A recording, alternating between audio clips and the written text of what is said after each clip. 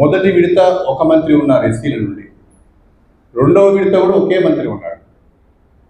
18 మంది ఉన్న క్యాబినెట్లో మొదటి విడత ఒకరే మంత్రిగా, రెండవ విడత ఒకరే మంత్రిగా ఉన్నారు. కానీ ఇప్పటి క్యాబినెట్లో 4 మంత్రులుగా ఉండడమే కాకుండా స్పీకర్గా కూడా ఒక దళితులు ఉండడం చాలా సంతోషకరమైన విషయం. అంటే బీజేపీకి, బీఆర్ఎస్కు, కాంగ్రెస్ పార్టీకి ఉన్న తేడా ఇది.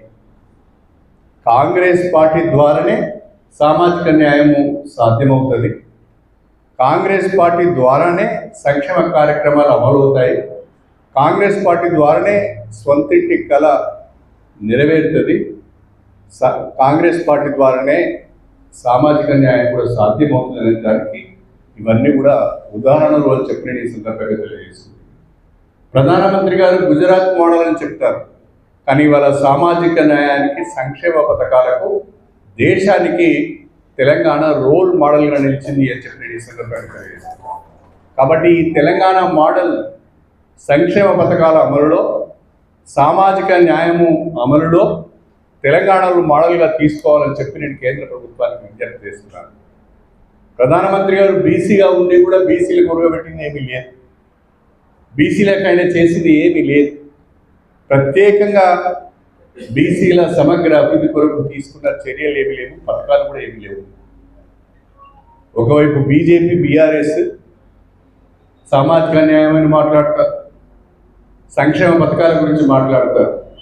కానీ కాంగ్రెస్ పార్టీ ప్రవేశపెట్టిన సంక్షేమ పథకాల ముందు, కాంగ్రెస్ పార్టీ తీసుకున్న విప్లవాత్మకమైన నిర్ణయాల ముందు ఆ రెండు పార్టీలు దేని కూడా పనికిరావచ్చు అని ఈ సందర్భంగా తెలియజేస్తుంది. భవిష్యత్తులో కూడా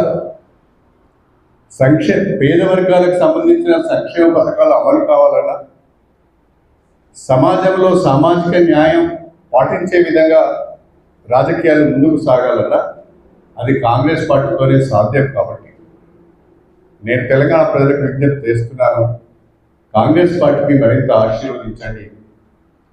విప్లవాత్మకమైన నిర్ణయాలు, ధైర్యంతో తీసుకుంటున్న నిర్ణయాలు, ముఖ్యమంత్రి గారు ఈ పేద వర్గాలకు, ఈ సామాజిక వర్గాలకు న్యాయం చేయాలనే ఆలోచనతో ముందడుగు వేస్తున్న పరిస్థితుల్లో మనమందరం కూడా ముఖ్యమంత్రి గారిని అభినందించాలి, ముఖ్యమంత్రి గారికి అండగా నిలబడాలని చెప్పి కూడా నేను సవినీయంగా తెలియజేస్తున్నాను. Thank you.